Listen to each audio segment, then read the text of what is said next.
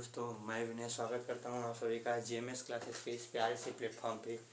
तो आज हम पढ़ने वाले हैं निर्देशांक ज्यामिति के बारे में। उससे पहले मैं आपको इंट्रोडक्शन दे दूं। नया साल आ चुका है, हमारी offline batch GMS classes branch Palaipatti Bhatpurwa Kot Palaipatti Varanasi पे चालू होंगी। जिसको भी कक्षा 11वीं 12वीं 9वीं या 10वीं में वहाँ पे कोचिंग करना होगा वो आ सकता है।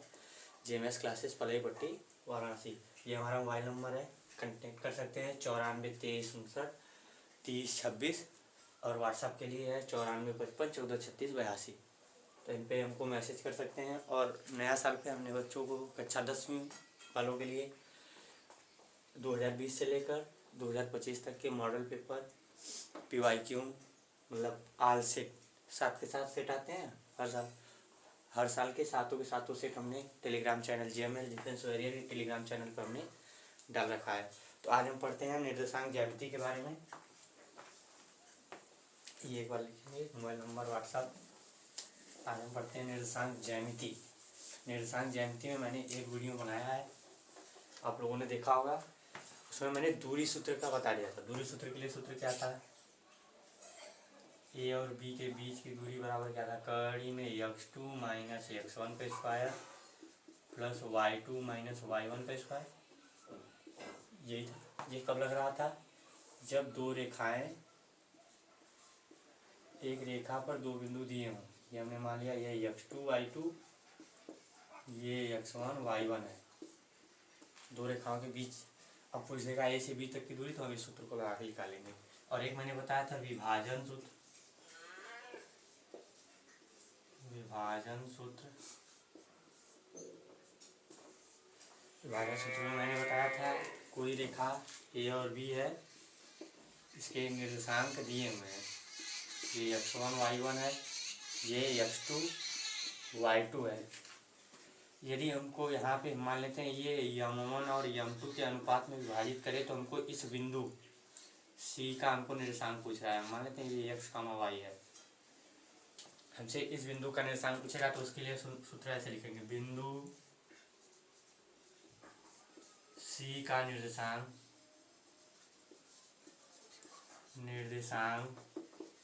बराबर क्या हो जाएगा, बिंदु C के निर्देशांक बराबर m2 x1 plus m1 x2 बटे m1 प्लस m2 कमा ये तो x के निर्देशांक हुआ। y के निर्देशांक के लिए m2 y1 plus m1 y2 बटे m1 प्लस m2, ये हो जाएगा। अब इन पे हम कुछ सवाल लगाना था, हमने इस पे सवाल कर लिए थे। इस पे भी मैंने एक आध सवाल बताए थे। तो इसमें किस किस टाइप के क्वेश्चन पूछ सकते हैं। इसमें तुमको ए से बी तक की दूरी देकर तुमसे किसी एक निर्देशांक के मान पूछ सकता है, या दोनों निर्देशांक देकर ए से बी तक की दूरी पूछ सकता है। इस वाले में क्या करेगा, दोनों निर्देशांक दे देगा, ये ए और बी दोनों निर्देशांक दे देंगे और दोनों अनुपात दे देंगे, कितने अनुपात में विभाजित कर रहा है। और हमसे पूछ देगा जिस अनुपात पे विभाजित कर रहा है उस बिंदु का निर्देशांक, तो हम इस सूत्र से निकालेंगे। या अगला टाइप क्या बन सकता है, हमको ये बिंदु ए दे दे, बिंदु बी दे दे और बिंदु सी दे दे, और हमसे भुजा का अनुपात पूछ ले, तो उसको हम इससे तुलना करके निकालेंगे, x का x से, y का y से। और तीसरा टाइप क्या पूछ सकता है, ये m1 m2 दे दे, ये दे दे, और हाँ ये m1 m2 अनुपात दे दे, c और b दे दे, a का मान पूछ ले, या a c दे दे और अनुपात दे दे, b का मान पूछ ले, ऐसा भी दे सकता है। तो चलो इसी पे आगे हम टाइप नंबर डाल के क्वेश्चन करते हैं। इसमें एक त्रिभुज का क्षेत्रफल भी है जो हमें अब नहीं पढ़ना है। और इसमें एक और सूत्र होता है, यदि दूरियां बराबर हो, यहाँ से लिख लेते हैं, यदि दूरियां नहीं, यदि अनुपात बराबर हो, अनुपात बराबर हो तो देखो m1 का मान m2 के बराबर हो जाएगा। तो ये क्या हो जाएगा, m1 कॉमन करके हम बाहर निकालेंगे, तो ये हो जाएगा x1 प्लस x2 अपान में 2, ये हो जाएगा y1 प्लस y2 अपान में 2, ये ऐसा हो जाएगा। अब हम इन पे सवाल लगाते हैं,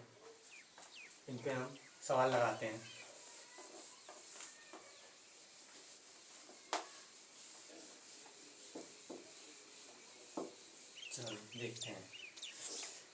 हमें पहला क्वेश्चन दिया हुआ है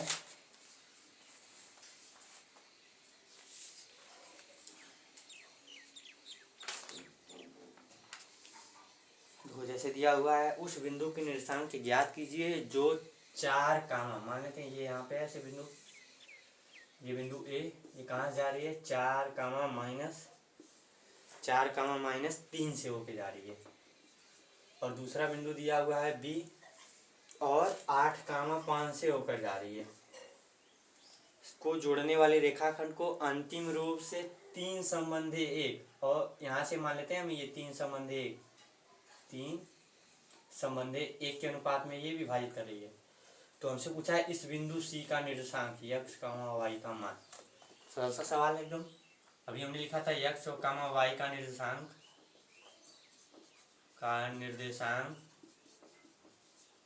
बराबर क्या लिखा था m2 x1 plus m1 x2 अपान में m1 प्लस m2 कामा m2 y1 plus m1 y2 अपान में m1 प्लस m2, ये लिखा था हमने। तो क्या करते हैं, इधर मान उठा के रखते हैं। हम मान लेते हैं ये क्या है, ये m1 ये m2 हो गया, ये क्या है ये x1 ये y1, इधर x2 y2 रखते हैं। देखो x1 की जगह पे x1 रखते हैं और m2 की जगह पे m2 का मान 1, x1 का मान 4 प्लस m1 का मान कितना है 3, x2 का मान 8 और ये 3 प्लस 1। इसी तरह इसमें रखते हैं m2 का मान 1, y1 का मान -3 प्लस m1 का मान 3, y2 का मान 5 बटे 3 प्लस 1, दो निकालते हैं। ये करेंगे तो क्या हो जाएगा 8, ये 4, ये 8 3 का 24, 24 4 कितना हो गया 28, मतलब ये 28 बटे 4 कामा इधर करेंगे तो ये माइनस का 3 और ये 5 3 15, 15 में से 3 जाएगा क्या बचेगा माइनस का 12 प्लस का 12 और नीचे 4 काट लेंगे तो 4 3 12 4 7 28।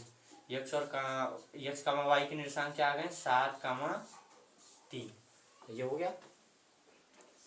अब अगला इसी क्वेश्चन को अगर हम बदलना चाहे तो हम m1 m2 का मान हम मान लेते हैं हमको नहीं पता है।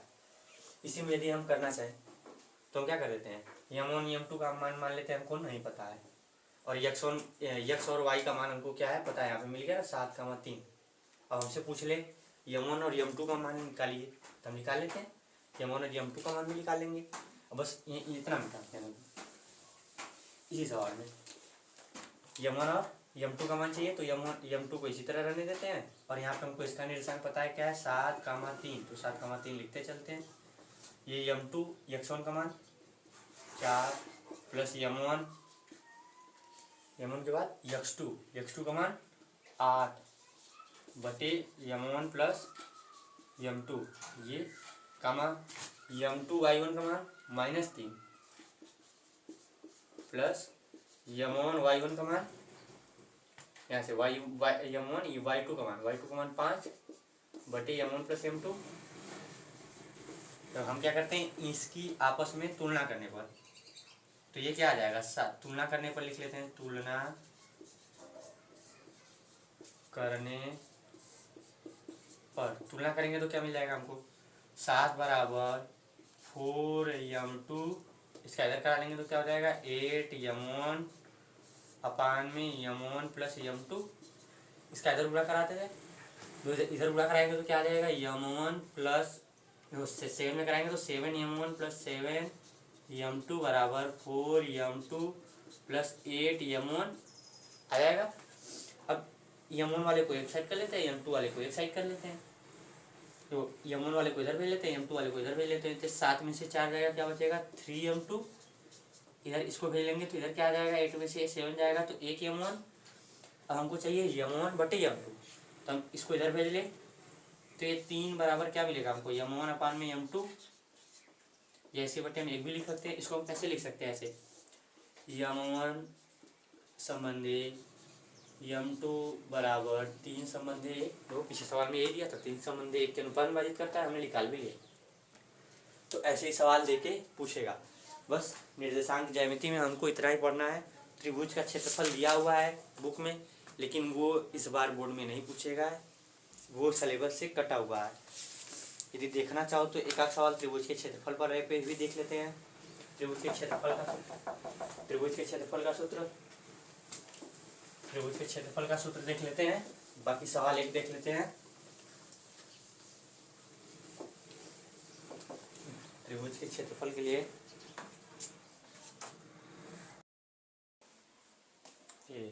त्रिभुज का क्षेत्रफल हमको त्रिभुज के क्षेत्रफल के लिए सूत्र क्या है, 1/2 टोटल के बते 1/2 है।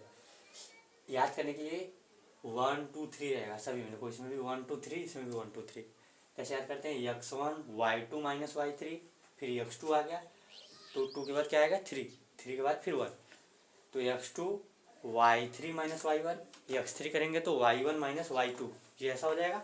अब ये देखते हैं, हमको एक सवाल दिया हुआ है, उस त्रिभुज का क्षेत्रफल ज्ञात कीजिए जिसके शीर्षों के निर्देशांक, ये बिंदु A मान लेते हैं, ये B और ये C, शीर्षों के निर्देशांक 1, B वाला जो है -4, C वाला जो है -3, -5 है।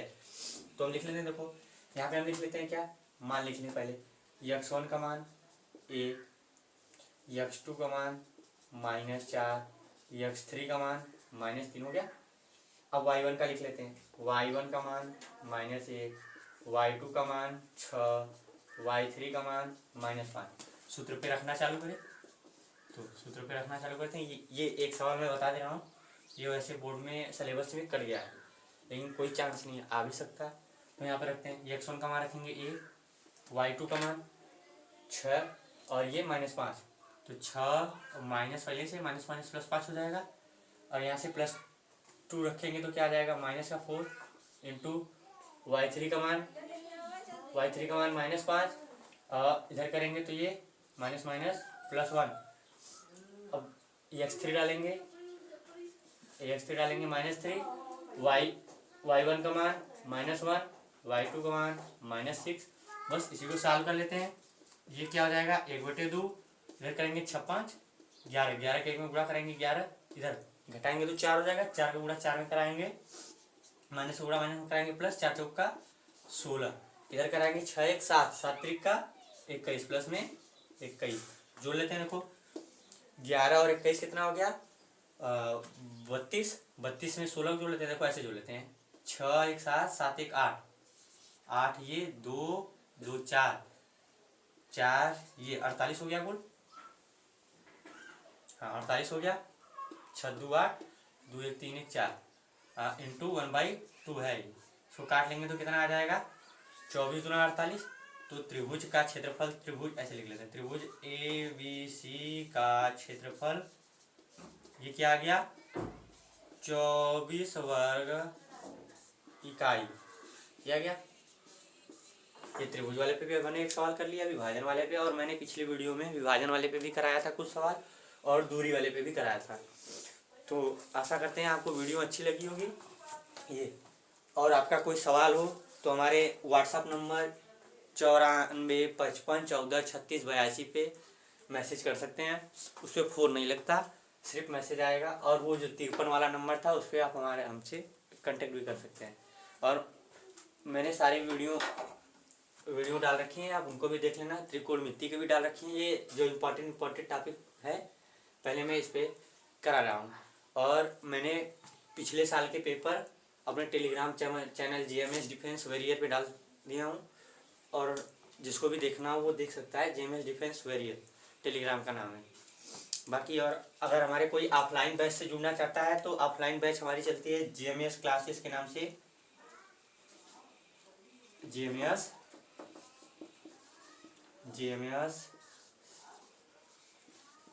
क्लासेस, भटपुरवा खुर्द पलईपट्टी वाराणसी, क्या है, भटपुरवा